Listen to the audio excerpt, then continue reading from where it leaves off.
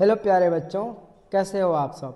आज हम उपस्थित हुए हैं संस्कृत मंगलम पाठ को लेकर, जिसके सारे महत्वपूर्ण प्रश्न जो परीक्षा की दृष्टि से इम्पोर्टेंट है पढ़ा रहे हैं। कृपया ध्यान से सुने और देखें। चलिए, प्रश्न संख्या 1, उपनिषद के रचनाकार कौन है। तो देखिए, महर्षि विदुर। तो महर्षि विदुर क्या लिखे हैं, याद रखिएगा, विदुर नीति। और महर्षि वाल्मीकि क्या लिखे हैं, रामायण, आदि रामायण।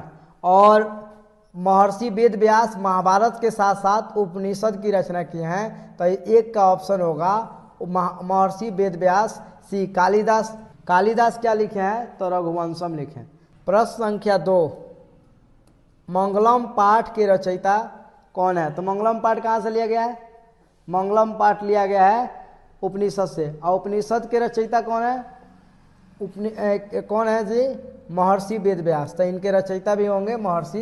मंगलम पाठ में कितने मंत्र संकलित है, तो बहुत इंपॉर्टेंट है। मंगलम पाठ में, मंगलम पाठ पढ़े हैं ना, कितना श्लोक है, 5।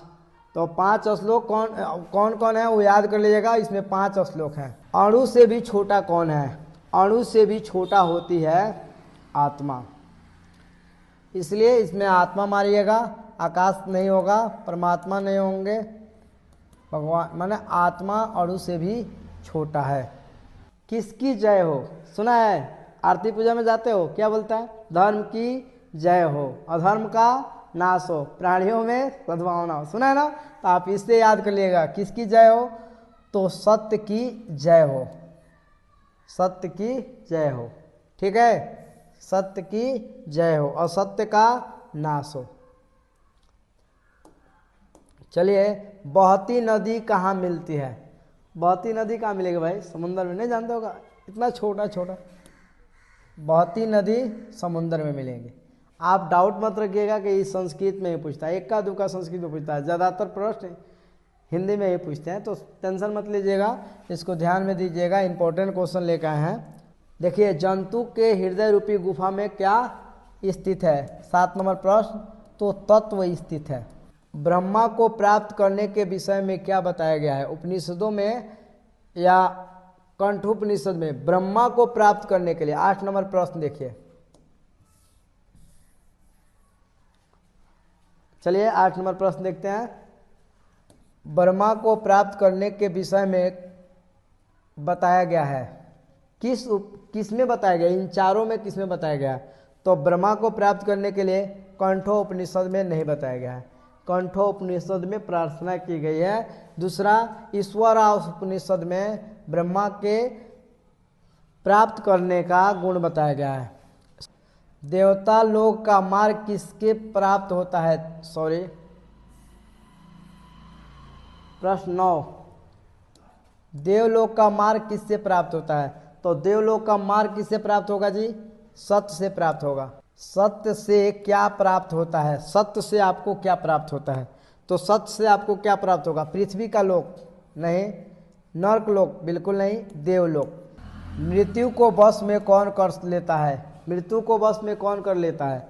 तो देखिए, मूर्ख तो जल्दी जाके मूर्ख से मूड़ी फोड़ देगा ना, मूर्ख तो बिल्कुल नहीं होगा। अज्ञानी तो समझ ही नहीं पाएगा, इनमें होगा विद्वान।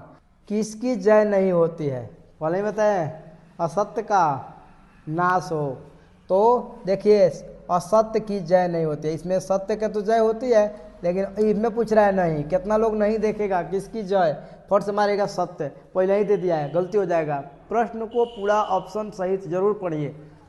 तो चलिए, इसमें क्रोध तो नहीं होगा, मोह नहीं होगा। आगे चलते हैं, प्रश्न संख्या देखेंगे 13, उपनिषद में किस महिमा का वर्णन किया गया है। तो स्व पुरुष विषय का नहीं, पर पुरुष का नहीं, देव पुरुष का नहीं, परम पुरुष का, परम पुरुष परमात्मा का वर्णन किया गया है। उपनिषदों की संख्या कितनी है, तो 109 नहीं होती है, 108 होती है। ठीक है, उपनिषदों की संख्या 108 होती है। वेदों की संख्या 4 होती है, पुराणों की संख्या 18 होती है। और एक बार और आप लोग उपवेद को कमेंट करके बताइएगा कितनी होगी, अगले वीडियो में बताएंगे।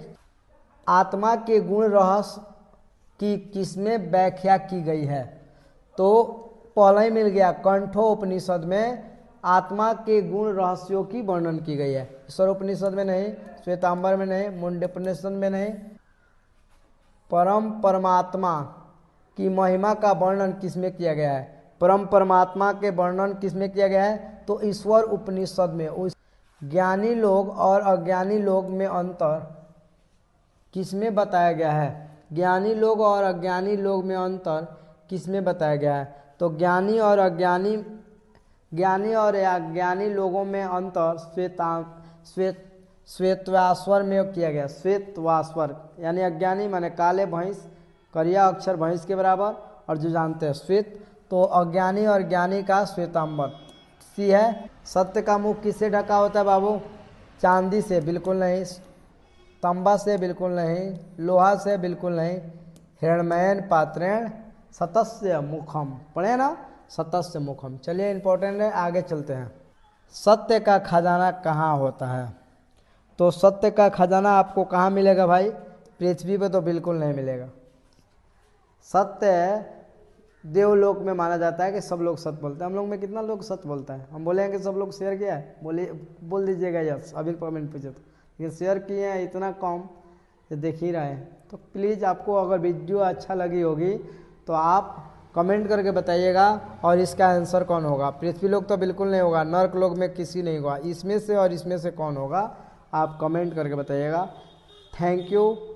ठीक बा, हमार वीडियो देखला से अगर अच्छा लागल बा तो तनी शेयर कर दो लगिन, और फिर काल मिले नया वीडियो के साथ। चलिए ठीक है।